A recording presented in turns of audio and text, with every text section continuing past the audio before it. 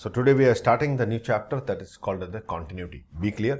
Generally maximum books you will find that कि limit, continuity और differentiability, ये तीनों को मिक्स करके एक चैप्टर दिया रहता है, बट हम तीनों को अलग अलग ही पढ़ेंगे, मतलब उसको एक चैप्टर नहीं। एक्चुअली ये तीनों लिंक है एक दूसरे से। उसका मेन चीज है आपका लिमिट्स। तो लिमिट्स हमने फिनिश कर लिया, अब हमें कॉन्टिन्यूटी पे स्टार्ट करना है। तो गिव द हेडिंग कॉन्टिन्यूटी।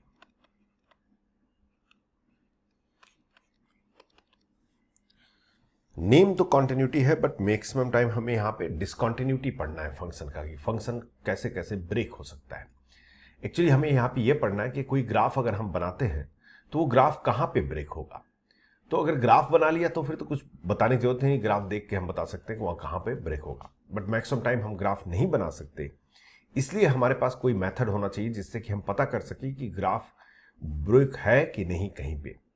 अगर वो ब्रेक है तो कहाँ पे है और किस टाइप का ब्रेकेज है, ये चीजें हमें पता करना होता है इस चैप्टर के अंदर। पहले मैं आपको 6 ग्राफ दिखाऊंगा और वो ग्राफ ध्यान से देखिए। सपोज कर लीजिए कि पहला y = fx का ग्राफ कुछ ऐसे आ गया।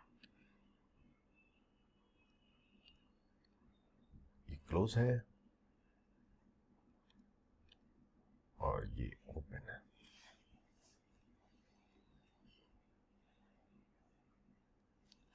कुछ यूं ग्राफ आ गया और ये पॉइंट है ए। ये y = fx है। मेरे साथ ग्राफ बनाते जाइए आप लोग, इसमें कुछ समझना नहीं है, पहले ग्राफ बना करके फिर समझेंगे। उसी टाइप का ये भी है,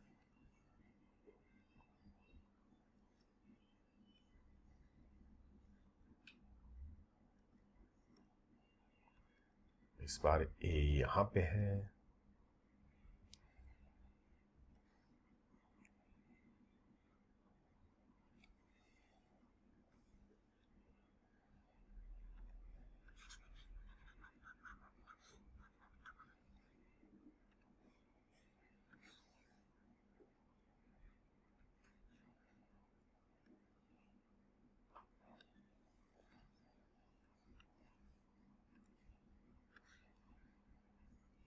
दूसरा ग्राफ मैंने ये ले लिया।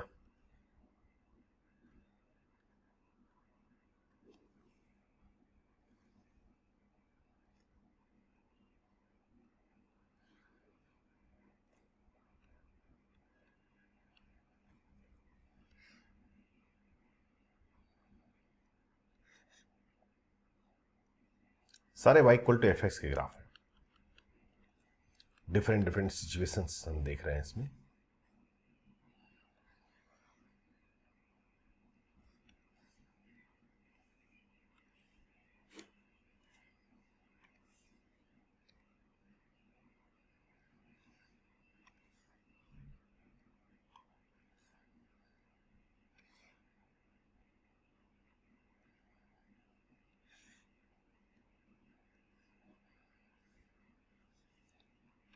यहां एक मिस्टेक कर दिया मैंने, यहां पे ये पॉइंट नहीं है, सिर्फ ये ओपन है।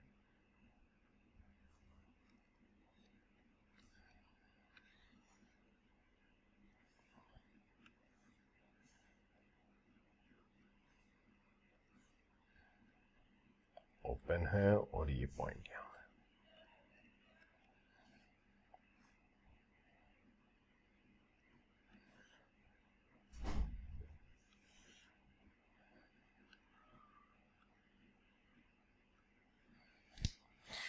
ये सारे y = fx के ग्राफ है। y = fx, ये भी y = fx, सब 6 डिफरेंट सिचुएशंस है। यही पूरी कंटिन्यूटी है आपकी, यहीं से सब कुछ समझना है हमें। अगर आप इस ग्राफ को देखें अब ध्यान दीजिए, पहले ग्राफ को अगर आप ध्यान से देखें तो ये ग्राफ ए पे ब्रेक है, दूसरा भी ए पे ब्रेक है, तीसरा भी ए पे ब्रेक है, चौथा भी ए पे ब्रेक है, पांचवा भी ए पे ब्रेक है, बट छठा ग्राफ है जो कि ए पे कॉन्टिन्यूअस है। कॉन्टिन्यूअस का मतलब समझ में आ रहा है, ग्राफ जो है कॉन्टिन्यूअस होने से ब्रेक नहीं होना चाहिए। लेकिन सबके ब्रेक होने के रीजन अलग अलग है। एक तरह से ये समझिए कि हैंडीकैप जो होते हैं ना, जैसे अगर कोई एक ह्यूमन है, हम उसे देख के बोलते हैं भाई वो हैंडीकैप है। क्यों है? सपोज कर लीजिए किसी का एक हाथ नहीं है तो हम बोलते हैं कि वो हैंडीकैप है, क्योंकि उसका एक हाथ नहीं है। किसी का एक पैर नहीं है तो वो हैंडीकैप है। किसी का एक आंख नहीं है तो वो हैंडीकैप है। तो हैंडीकैप कह देने से काम नहीं चलता है, हमें बताना पड़ता है कि वो क्यों हैंडीकैप है। उसी टाइप से जब कोई फंक्शन होता है तो वो फंक्शन डिसकंटिन्यूअस हो सकता है, बट डिसकंटिन्यूअस होने के रीजन अलग अलग है। अगर आपसे ये पूछा जाए कि ये पहला फंक्शन डिसकंटिन्यूअस है कि नहीं, तो आप कहेंगे हाँ है। अगर आपसे रीजन पूछा जाए क्यों है ये डिसकंटिन्यूअस, तो क्या रीजन बताएंगे? ग्राफ आपके सामने है, इसको देख के हमें क्या लग रहा है क्यों डिसकंटिन्यूअस हो गया ए पे? क्योंकि ए के पहले ग्राफ नहीं है। ए के पहले ग्राफ नहीं है, या फिर यूं कहिए F of A minus H is not defined. बात समझ आ रही है? F of A minus H मतलब ए के जस्ट पहले हम देखते हैं, बात बहुत दूर जाने की जरूरत नहीं है। जस्ट पहले अगर हमें फंक्शन पता करना है तो हम क्या लिखेंगे? F of A minus H. H याद है ना आपको? F of A minus H not defined है, इसलिए ये डिसकंटिन्यूअस है। अच्छा, यहां पे क्यों डिसकंटिन्यूअस है ए पे? क्योंकि यहां पे F of A plus H is not defined, तभी ये डिसकंटिन्यूअस है। ठीक है भाई, यहां पे क्यों डिसकंटिन्यूअस है? यहां तो ए के पहले भी ग्राफ है, ए के बाद भी ग्राफ है। आप ऐसे सोचिए कि कोई एक ह्यूमन है, उसका हाथ इसके पहले भी हाथ है, इसके हाथ बाद में भी हाथ है, बट वो ऐसे है, तब भी तो आप इसे डिसकंटिन्यूअस ही बोलेंगे, हैंडीकैप ही बोलेंगे। भाई हाथ अपनी जगह पे होना चाहिए ना। ऐसा थोड़ी कि अपना एक हाथ लेके घूम रहे हैं कि भाई मेरे पूरे हाथ हैं, ये देखो। ये ज्वाइन होने चाहिए। मतलब ये है कि यहां पे ए के पहले भी ग्राफ है, ए के बाद भी ग्राफ है, बट ये अपने राइट पोजीशन पे नहीं है, ये इसलिए ये डिसकंटिन्यूअस है। ठीक है, लेकिन इसको हम मैथ्स में कैसे दिखाएंगे? उसका बेस्ट तरीका ये होता है, जस्ट ए के पहले और जस्ट ए के बाद जो फंक्शन की वैल्यू होनी चाहिए, ये भाई ये वाला जो ग्राफ ये ऊपर जो दिखाई दे रहा है वो यहां होना चाहिए ना। यहां होने के लिए क्या है कि जस्ट ए के बाद और जस्ट ए के पहले जो फंक्शन की वैल्यू होनी चाहिए वो सेम होनी चाहिए, वो सेम नहीं है, इसलिए ये डिसकंटिन्यूअस है। ये दोनों सेम नहीं है। क्यों सेम होना चाहिए? जब सेम होगा तभी तो एक ही लाइन में आएंगे, इसलिए सेम होना चाहिए। अगर आप सोचिए, अगर इसकी वैल्यू सपोज कर लीजिए कि ये 5 है, याद रखिए, यहां देखिए ये वैल्यू 5 मैंने मान लिया, ये 5 ले लिया, और ये वैल्यू मैंने 7 ले लिया, तो इसकी जस्ट ए के पहले वैल्यू 5 है, जस्ट ए के बाद वैल्यू 7 है। अगर आप चाहते हैं कि एक लाइन में एक साथ हो तो जस्ट ए के पहले भी 5 होना चाहिए, जस्ट ए के बाद भी 5 होना चाहिए, तभी तो होगा। और यहां पे वो कंडीशन सेटिस्फाई नहीं हो रहा है, इसलिए ये डिसकंटिन्यूअस हो गया। I hope all of you understood this point. उसी टाइप से अगर मैं आपसे ये कहूं कि भाई बताओ ये चौथा ग्राफ डिसकंटिन्यूअस है क्या? हाँ है। क्यों है? क्योंकि ए के पहले भी ग्राफ है, ए के बाद भी ग्राफ है, और दोनों इक्वल भी है, मतलब दोनों एक ही लाइन में है, बट जो उनको ज्वाइन कर रहा है वो पॉइंट मिसिंग है, गायब है। ज्वाइनिंग पॉइंट इज मिसिंग, मतलब ये डिसकंटिन्यूअस है क्योंकि F of A is not defined, है ही नहीं है, वो एग्जिस्ट ही नहीं कर रहा है। ये भी डिसकंटिन्यूअस है क्योंकि ये जो ज्वाइनिंग पॉइंट है, जो फेविकोल है, वो है तो बट अपनी जगह पे नहीं है, वो कहीं और है। तो यहां पे F of A minus H है, F of A plus H है, दोनों इक्वल है, और एफ ऑफ ए भी है, बट वो इसके इक्वल नहीं है, वो यहीं पे होना चाहिए, इसलिए वो डिसकंटिन्यूअस है।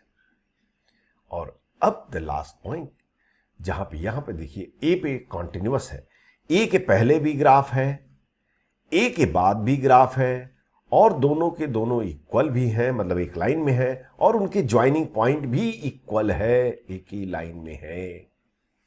ये हो गया आपका कंडीशन ऑफ कॉन्टिन्यूटी। अगर कोई फंक्शन ए पे डिसकंटिन्यूअस होता है तो उसको ये कंडीशन सेटिस्फाई करना पड़ेगा। यही पूरी थ्योरी होती है आपकी कॉन्टिन्यूटी की। If any function is continuous at x equal to a, then it must satisfy this condition कि limit h approaches to 0 F of A minus. क्यों लिमिट लगा दिया? क्योंकि h तो हमें मालूम है ना h क्या है, वो तो बताना पड़ेगा हमें, इसलिए मैंने इसको लगा दिया। जब लिमिट एच ये तीनों वैल्यू इक्वल होती हैं तभी फंक्शन जो है कॉन्टिन्यूअस होता है। बहुत सीधी सी बात है, ये समझ में आ गई कि अगर आपको x इक्वल टू ए पे कॉन्टिन्यूटी चेक करनी है तो F of A minus H limit H approaches zero find कीजिए, limit H approaches zero F of A plus H find कीजिए और एफ ऑफ ए फाइंड कीजिए। ये तीनों के तीनों अगर इक्वल हो गए तो हम ये कहेंगे कि जो है ये फंक्शन कॉन्टिन्यूअस होगा। अगर तीनों में से कोई भी फेल हुआ, फेल होने के 5 रीजन हैं, 5 डिफरेंट रीजन और कोई रीजन नहीं होता है, इन पांचों में से कोई एक रीजन होगा तो फिर वो फंक्शन डिसकंटिन्यूअस होगा। इसी में अगर हम थोड़ा सा ध्यान से देखें, ये जो डिसकंटिन्यूटी है इसे बोलते हैं नॉन रिमूवल डिसकंटिन्यूटी।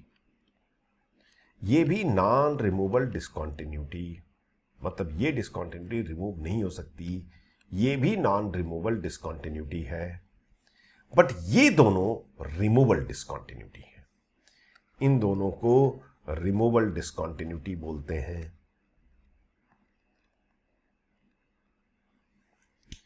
तो नॉन रिमूवल कब होता है?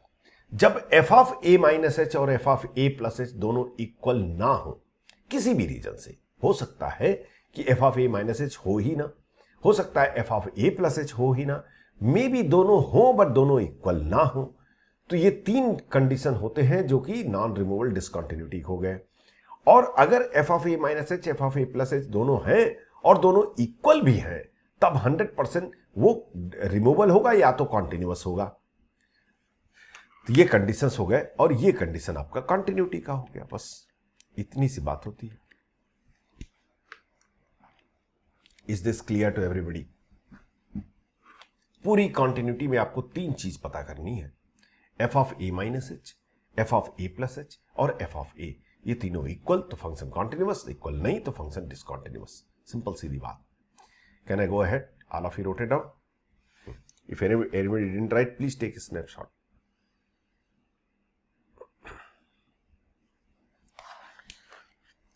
चलिए, जब भी किसी फंक्शन की कॉन्टिन्यूटी चेक करनी है, for checking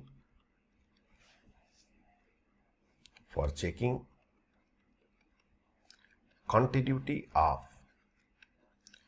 y equal to fx at x equal to a. First thing, find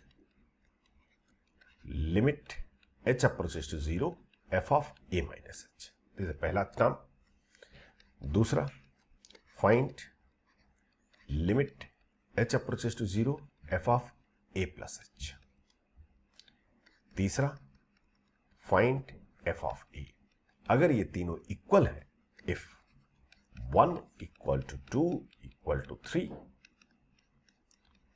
we will say f is continuous at x equal to a. तो अगर आप ध्यान से देखें तो पूरा गेम जो है लिमिट का होगा। अगर आपको लिमिट आता है तो कॉन्टिन्यूटी आती है, क्योंकि हमें तीनों लिमिट ही तो पता करना है। याद रखिए, अगर यहीं पे आपने पहला इसको फाइंड किया और यही नॉट डिफाइन हो गया तो आगे फाइंड करने की कोई जरूरत नहीं है। अगर यहां पे फाइंड किया और ये भी नॉट डिफाइन हो गया तो आगे मत फाइंड कीजिए। अगर दोनों डिफाइन है बट इक्वल नहीं है तब भी आगे मत फाइंड कीजिए। जब ये दोनों डिफाइन हो, इक्वल हो, तब यहां पे जाइए। और अगर ये तीनों इक्वल हो गए तो कॉन्टिन्यूअस बोल देंगे, और अगर नहीं इक्वल है तो डिसकंटिन्यूअस। और डिसकंटिन्यूटी का विच काइंड ऑफ डिसकंटिन्यूटी वो भी हम आसानी से चेक करके बता सकते हैं।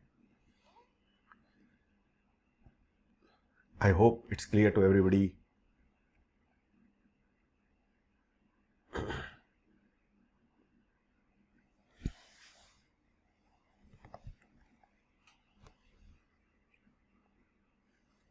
छोटे छोटे क्वेश्चन करते हैं पहले। सपोज कर लीजिए कि एफ एक्स दिया है ऐसे, x square plus 1 if x less than 0 and this is greatest near x if x greater than equal to 0, then discuss continuity at x equal to 0. मैं सॉल्व करने जा रहा हूं, आप देखिए। 0 पे हमें कॉन्टिन्यूटी चेक करनी है, ठीक है। पहला स्टेप ये होता है कि f of a minus H find कीजिए। a क्या है? 0, मतलब वो पॉइंट जहां पे हमें कॉन्टिन्यूटी चेक करनी है। तो 0 माइनस एच हम फाइंड करेंगे, लिमिट एच अप्रोचेस 0। अगर ये देखें, ये इसे बोलते हैं स्प्लिट फंक्शन। फंक्शन जो है एक इक्वेशन नहीं है, दो इक्वेशन है, स्प्लिट फंक्शन है। तो एफ ऑफ 0 माइनस एच पहले वाले फंक्शन से डिफाइन होगा, क्योंकि लेस देन 0 के लिए वही डिफाइन है। तो limit H approaches 0 minus H whole square plus 1, ये else form of the limit है, डायरेक्ट आंसर 1 आ गया। Limit H approaches to 0 F of 0 plus H, ये दूसरे वाले से डिफाइन होगा, limit H approaches 0 greatest near of H. Greatest near of H क्या होता है, एच किस में लाई करता है, 0 और 1 के बीच में, ठीक है। तो इसकी वैल्यू क्या हो जाएगी, 0। ये दोनों इक्वल नहीं है, हम आगे एफ ऑफ 0 फाइंड करेंगे ही नहीं, क्योंकि यही दोनों इक्वल नहीं है। तो हम बोलेंगे F is having the way of writing you should know, F is having non removal discontinuity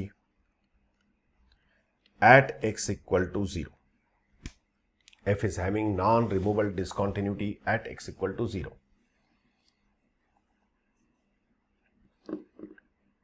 Is this clear to everybody?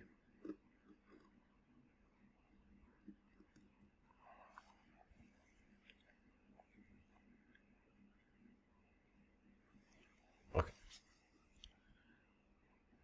Anybody, if you have to write, please take a snapshot. Now, और देखते हैं थोड़े। मैं ये question आपको नहीं सिखा रहा, बहुत सिंपल क्वेश्चन ले रहा हूं, बस सिर्फ लिखने का तरीका सिखा रहा हूं कि कैसे आपको लिखना है, ताकि क्वेश्चन जब टिपिकल भी हो तब भी आपको प्रॉब्लम ना हो। एफ एक्स इक्वल टू कुछ भी ले लो, ग्रेटेस्ट इंटीजर ऑफ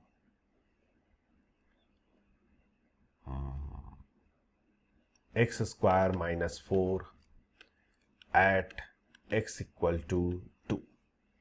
आपको करना है, डिस्कस कीजिए continuity at x equal to 2। Step लिखिए, जल्दीबाजी मत कीजिएगा।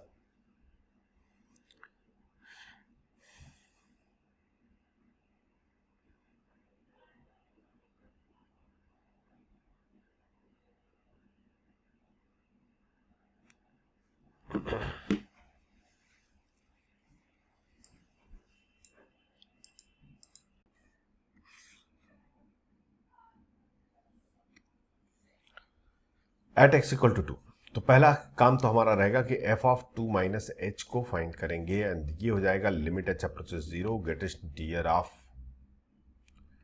2 minus H whole square minus 4।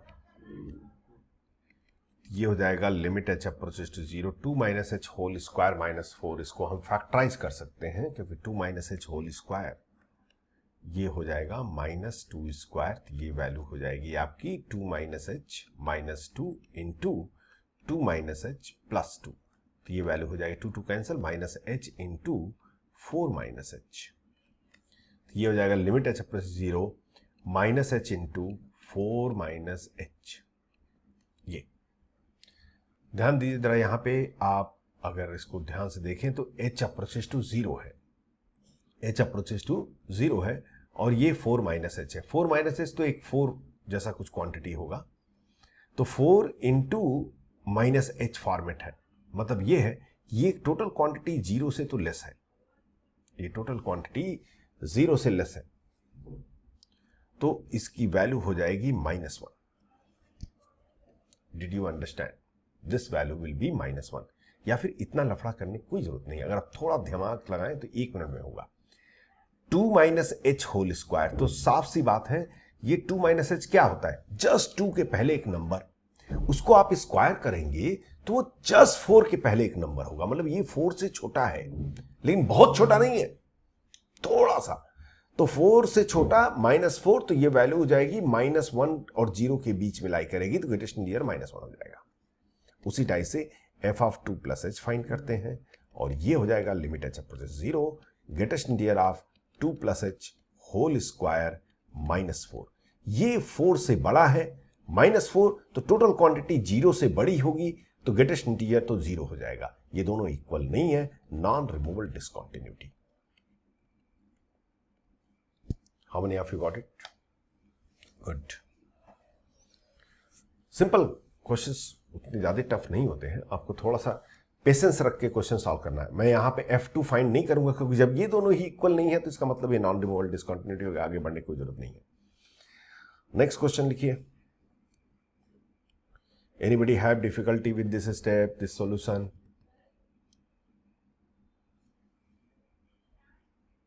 Next question, prove that fx equal to greatest integer x is having non-removable discontinuity at x equal to integer। मतलब आपको proof करना है कि every integer पे ये डिसकंटिन्यूअस है, नॉन रिमूवेबल। वो तो हमें पता ही है, ग्राफ से अगर आपको थोड़ा बहुत ग्राफ याद हो तो हमें पहले से ही पता है कि ये डिसकंटिन्यूअस होगा। देखिए ऐसे ग्राफ आते हैं, हर इंटीजर पे ये जंप कर जाता है, सारे इंटीजर पे ये जंप कर जाता है, तो इसका मतलब ये होगा कि नॉन रिमूवेबल डिसकंटिन्यूटी है एवरी इंटीजर, बट वो हमें मैथमेटिकली प्रूफ करना है। Once is done let me know. Graph के थ्रू प्रूफ मत कीजिए, आपको मैथमेटिकली विदाउट ग्राफ प्रूफ करना है कि it's a non removable discontinuity. ये सारे क्वेश्चन सिर्फ आपको प्रैक्टिस के लिए करा रहा हूं कि कैसे आप लिखेंगे स्टेप्स।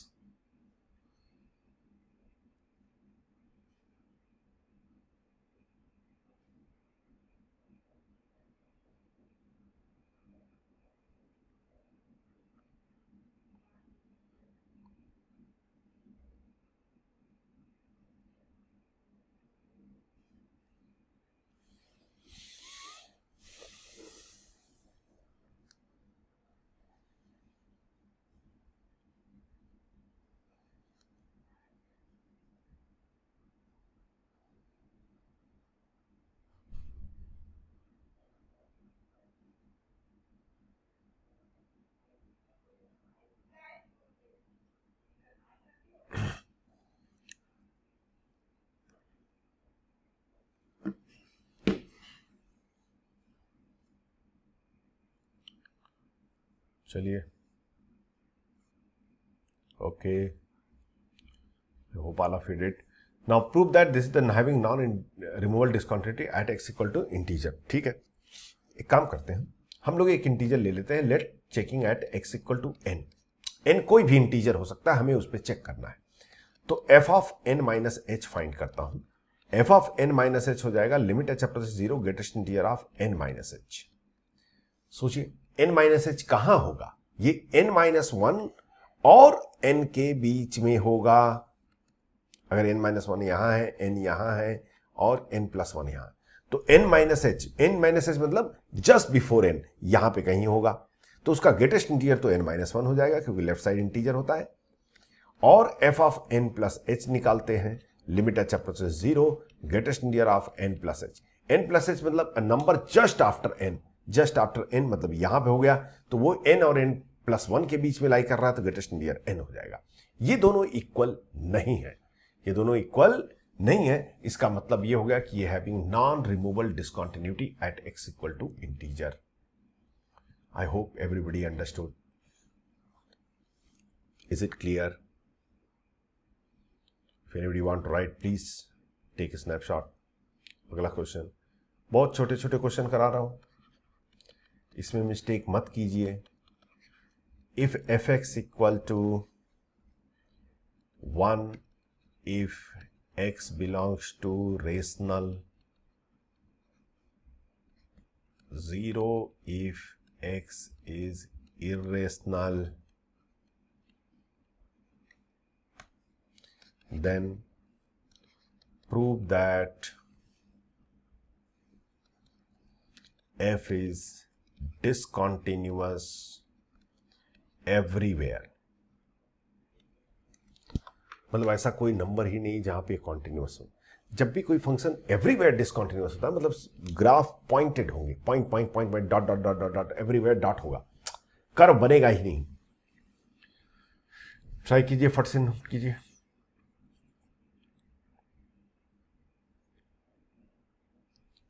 जब आपको कह रहा है एवरीवेयर चेक करना है, तो आप कोई भी एक पॉइंट सी ले लीजिए, उस पर चेक कीजिए। अगर आप प्रूफ कर दीजिए कि सी पे डिसकंटिन्यूअस है, तो इसका मतलब हो गया कि हो गया।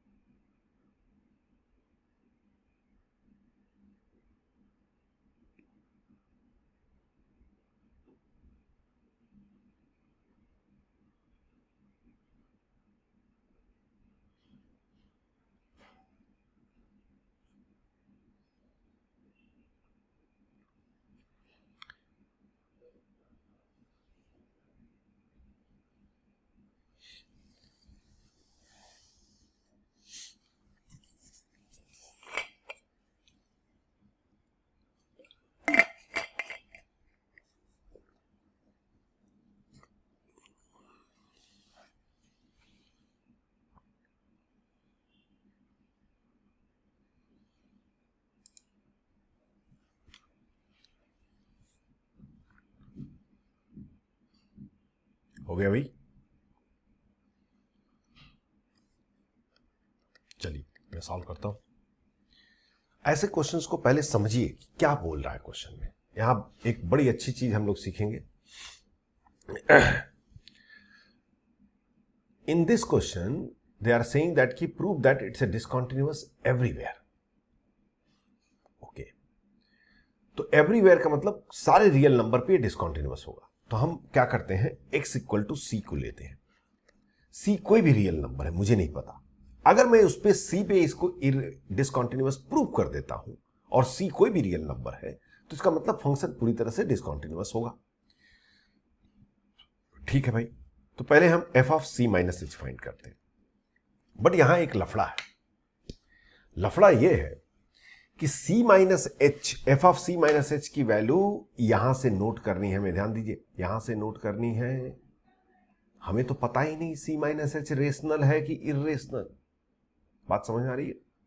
हमें पता ही नहीं है कि c रेशनल है कि इर्रेशनल, c माइनस एच। ये थोड़ा सा डिफिकल्टी है हमारे लिए कि क्या करें। तो हम क्या करते हैं, इसको दो केस बनाते हैं। पहला केस ये है, एज्यूम कर लेते हैं कि let c is rational. Let c is rational. भाई दो ही पॉसिबिलिटी होगा, या तो c रेशनल होगा या c इर्रेशनल होगा। वो दोनों के लिए अलग अलग कर लेंगे हम लोग, उसमें कोई बड़ी बात नहीं है। तो पहला हम c रेशनल, ध्यान दीजिएगा दिस क्वेश्चन बहुत सिंपल क्वेश्चन है, बट यहां हम कुछ सीखेंगे। Let c is rational. अगर c रेशनल है, ठीक है, तो f of c minus h, ये हमें पता करना है। अगर c रेशनल है तो c माइनस एच क्या होगा?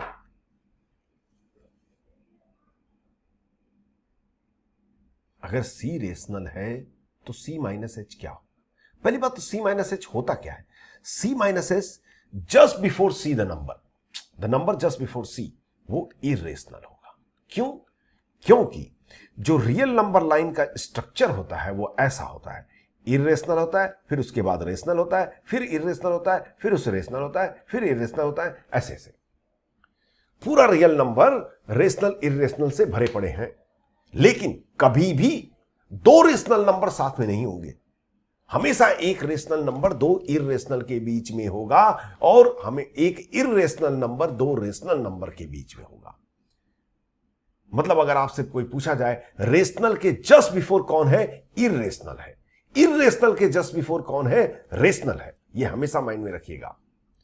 तो c को हमने रेशनल माना, तो c माइनस एच एक नंबर है जो कि जस्ट बिफोर c है, और जस्ट बिफोर रेशनल तो इर्रेशनल होगा, और इसकी वैल्यू 0 हो जाएगी। आई एम श्योर कि all of you understood this point. उसी टाइप से अगर हम f of c plus H की वैल्यू पता करें, तो c तो रेशनल है, और रेशनल के जस्ट बाद फिर इर्रेशनल आएगा, फिर इर्रेशनल आएगा, तो इसकी वैल्यू भी 0 हो गई। और f ऑफ c की वैल्यू पता करें, ये वैल्यू तो c तो रेशनल है, इसकी वैल्यू 1 हो गई। मतलब ये डिसकंटिन्यूअस होगा c पे। अगर रेशनल है तो ये डिसकंटिन्यूअस होगा, और ये रिमूवल डिसकंटिन्यूटी होगी। ये रिमूवल डिसकंटिन्यूटी होगी। अब दूसरा केस, क्योंकि हमें पूरे रियल नंबर के लिए प्रूफ करना है, तो अब दूसरा केस ले लेते हैं। c जो है आपका इर्रेशनल है। अगर c इर्रेशनल है तो f of c minus H, c just before c irrational के पहले रेशनल आता है, तो रेशनल के लिए वैल्यू 1 हो गई। उसी टाइप से f of c plus H की वैल्यू, ये भी रेशनल हो जाएगा, क्योंकि ये c रेशनल है, इसकी वैल्यू भी 1 हो गई। और f ऑफ c की value any how it will be 0, because c irrational है। मतलब ये डिसकंटिन्यूअस हो गया c पे फिर से। मतलब ये फंक्शन रेशनल नंबर पे भी डिसकंटिन्यूअस है, इर्रेशनल नंबर पे डिसकंटिन्यूअस है, और पूरे रियल नंबर लाइन पे ये डिसकंटिन्यूअस, क्योंकि रेशनल इर्रेशनल के अलावा और दूसरा नंबर नहीं होता है कोई भी रियल नंबर लाइन पे। तो हमने ये प्रूफ कर दिया कि रेशनल नंबर के और इर्रेशनल नंबर दोनों के लिए ये डिसकंटिन्यूअस है। Did you understand everybody? ये क्वेश्चन की तरह नहीं मैं दिया, मैं आपको ये चीज सिखाना चाह रहा था कि इसका मतलब आपको समझ में आना चाहिए। किसी में कभी रेशनल के पहले क्या होता है, इर्रेशनल के पहले क्या होता है, छोटा सा कंसेप्ट है, बट बहुत जगह ये प्रॉब्लम क्रिएट कर देता है। ओके, इसका ग्राफ अगर कोई कहे कि कैसा ग्राफ दिखेगा, एक्चुअली ग्राफ मैं बना तो नहीं सकता, कोई भी नहीं बना सकता, बट आइडिया मैं आपको ये दे रहा हूं कि ये बोल रहा है ये कभी 1 रहेगा, कभी 0 रहेगा, 1 0 1 0 ऐसे ऐसे मैं बना नहीं सकता, ये पॉसिबल नहीं है। आप भी जानते हैं कोई भी दो नंबर के बीच में इनफाइनाइट नंबर होते हैं, कैसे मैं बनाऊंगा। ये ऐसे 0 1 के बीच में फ्लक्चुएट करता रहेगा, बट कभी भी कर्व नहीं आएगा, हमेशा पॉइंट रहेंगे। Did you understand? तो ऐसे ऐसे पॉइंट्स बनते जाएंगे, 0 1 0 1 0 1 0 1 ऐसे ऐसे। और इसका इसीलिए इस फंक्शन का एक नाम होता है, मुझे याद नहीं है इसलिए मैं बता नहीं पाऊंगा। इस फंक्शन को एक पर्टिकुलर फंक्शन बोलते हैं। Is this clear? ओके, अगर ये क्लियर है तो एक क्वेश्चन कीजिए। If fx equal to x, if x is rational, and 1 minus x if x is irrational, then check where f is discontinuous.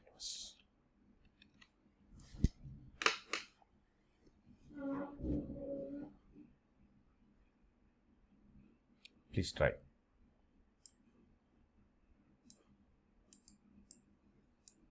चलिए, लेट्स ट्राई।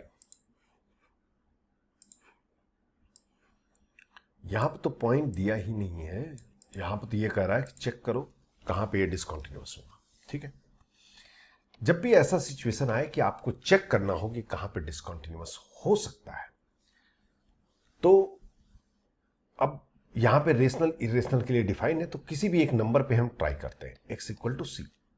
यहां पे सिंस ये रेशनल इरेशनल की डिफाइन है, तो इसलिए हमें सिंपल सी बात है, हमें दो केस लेना पड़ेगा। c को रेशनल लेता हूं मैं,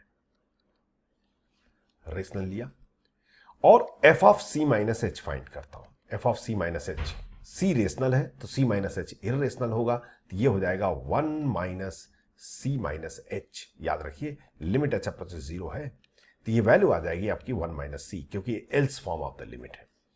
और f of c plus H, ये भी आपका 1 माइनस सी हो जाएगा, क्योंकि c प्लस एच भी इरेशनल होगा, तो हम इसी को यूज करेंगे। और f ऑफ c जो है आपका c आ जाएगा। I hope able to understand all of you. अगर ये फंक्शन को कॉन्टिन्यूअस होना है तो ये दोनों वैल्यू सेम होनी चाहिए।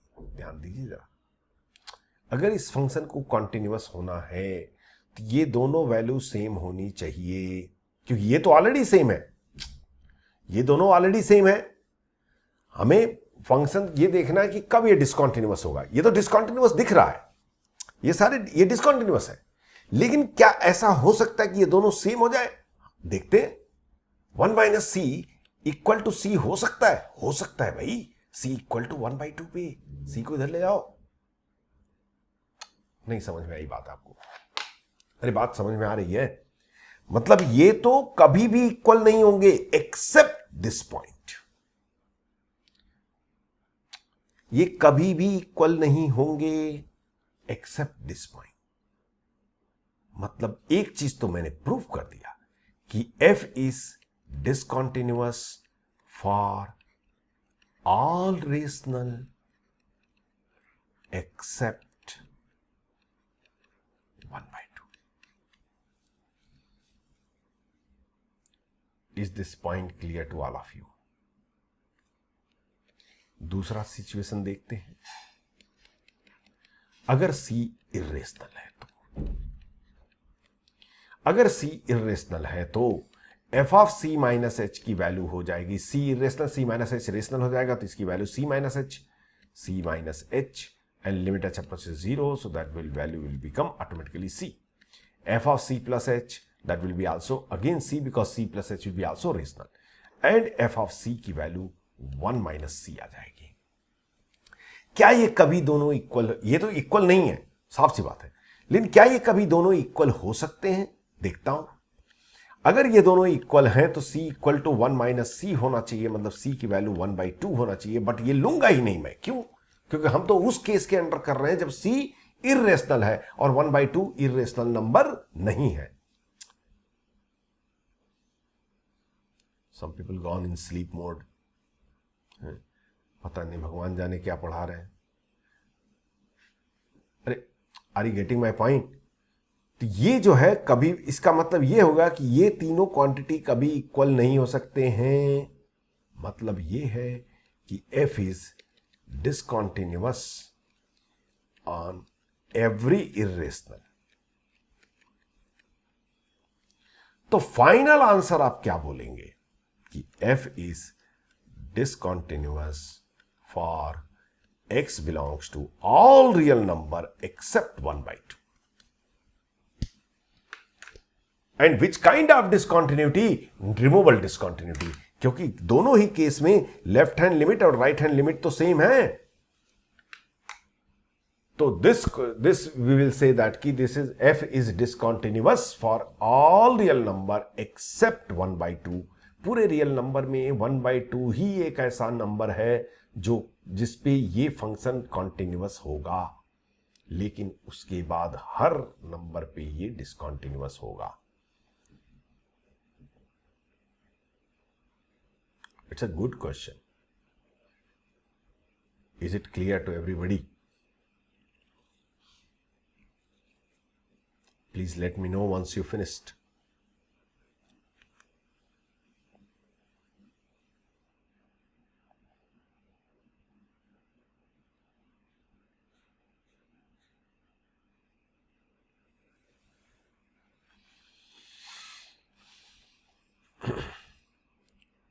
Everybody else?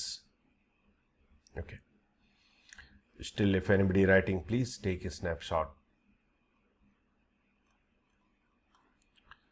See, one thing I can tell you, by chance, if anybody could not make the notes properly, you can ask to me. I can forward the PDF of the notes, but not every time. Only in case of emergency, you could not make the notes. Okay. So this is the way we used to check the function is continuous or discontinuous. This is the procedure we used to follow. Now, some small conceptual things.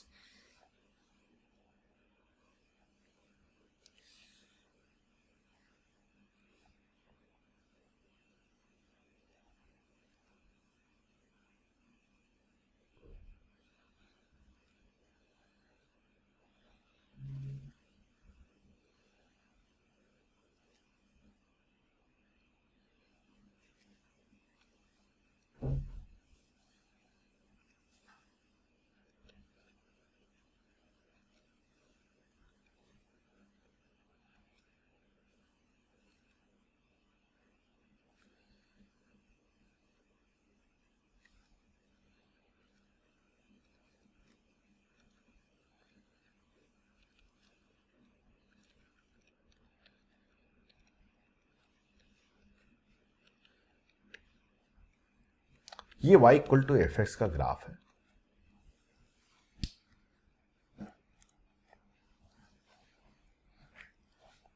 और ये ऐसे ही graph है. ये पूरा graph है. मतलब ऐसा नहीं कि इसके आगे कुछ है, कुछ नहीं, बस इतना ही है.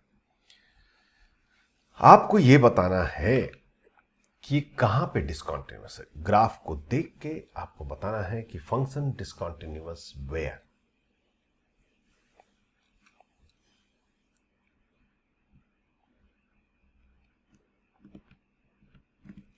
मैं इसको ऑब्जेक्टिव बना सकता हूं. A option.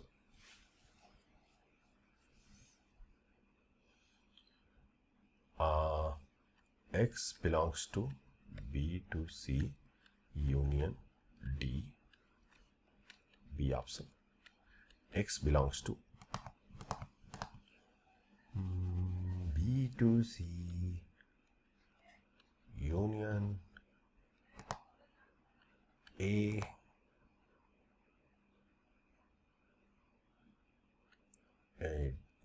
D E C option.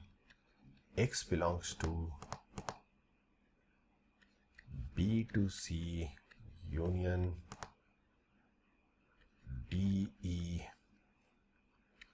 D option. x equal to ABCDE, E option, 5 option दे रहा हूं, x equal to BCD, please let me know. एंड एक और ऑप्शन लिख लो, बाई चांस कुछ लोग को पास और भी सिचुएशन हो सकता है, तो F option.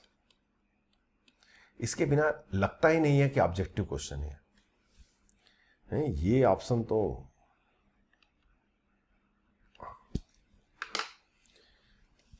F is discontinuous, which is the correct option. This is a single correct answer.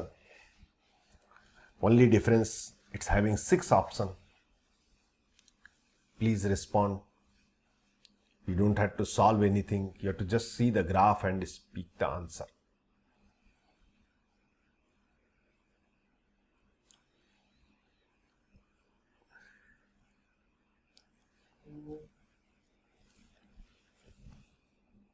अरे ग्राफ देख के बताना है भाई, which is the correct option.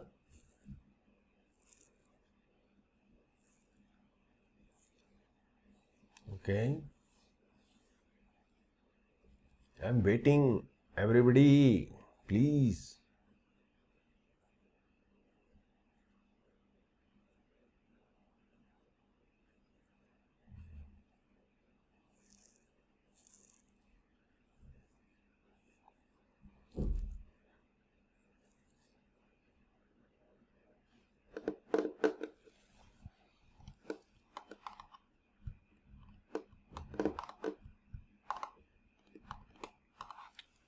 Very slow response.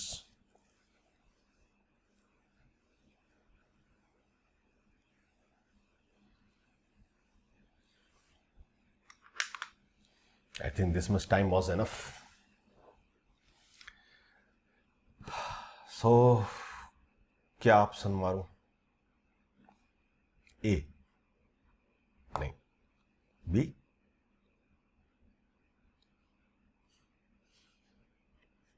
E is the answer. E is the answer. Think carefully. I told you discontinuity and handicap both are same thing. How? Always remember, here's few things you have to get clear. First thing, never discuss continuity at extreme of domain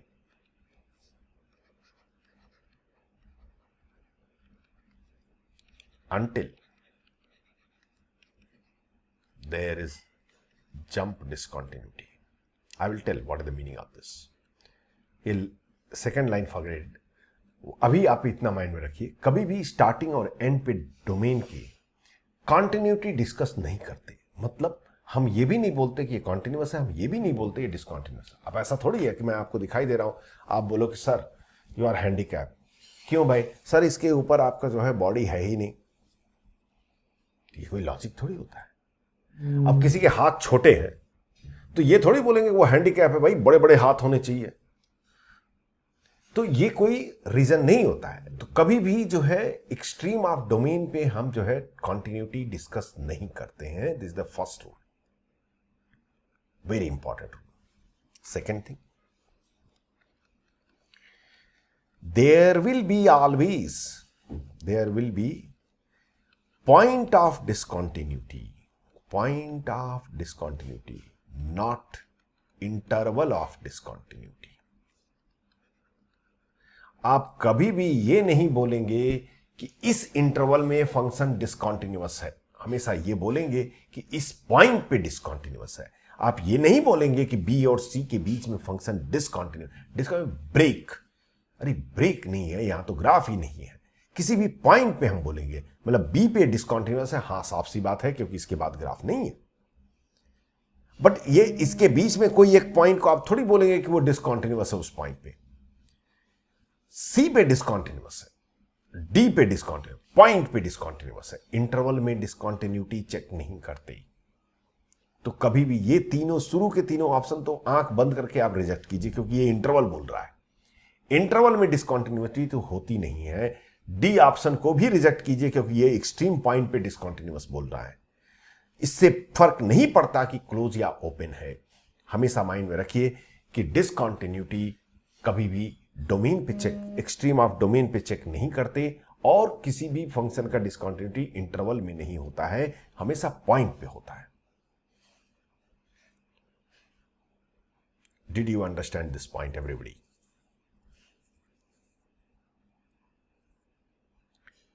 Is it clear to everybody? Give me a minute, 1 minute. All of you, please wait. Is it clear to everybody? Understood this point? हाँ. अब here, what is the meaning of jump discontinuity? कभी भी हम discontinuity extreme of domain पे check नहीं करेंगे तब तक जब तक कि डोमेन पे ही ग्राफ ब्रेक ना हो जाए। जैसे कि सपोज कर लीजिए ई पे एक ऐसा एक पॉइंट भी आ जाए, जंप कर जाए, हाँ, अब बोलेंगे कि ई पे डिसकंटिन्यूअस है। इस टाइप के डिसकंटिन्यूटी को हम बोलते हैं जंप डिसकंटिन्यूटी। जब भी किसी एक एक्सट्रीम ऑफ डोमेन पे ग्राफ ब्रेक कर जाए, मतलब डोमेन के अंत पे ही ग्राफ जो है ब्रेक कर जाए, उसका एक पॉइंट यहां से टूट करके हट जाए, तब जो है इस पॉइंट ई पॉइंट को हम डिसकंटिन्यूअस बोलेंगे। अदरवाइज ये ओपन रहे या क्लोज रहे, ई पे डिसकंटिन्यूटी नहीं बोलेंगे। आई एम श्योर कि able to understand all of you.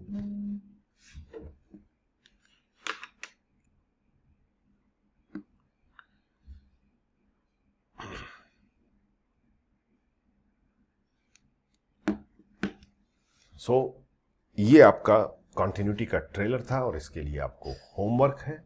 Please wait, I'll just show you the homework which you need to do.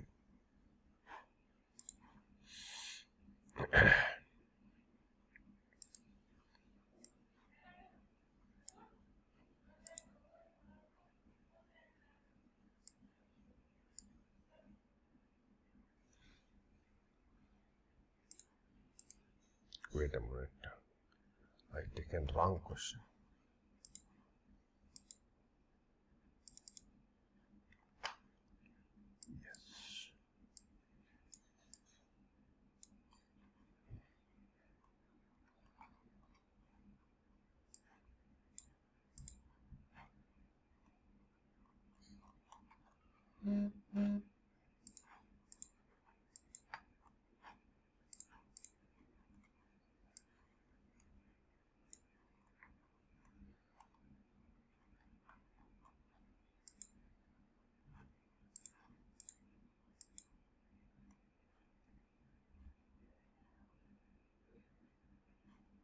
That's 5%.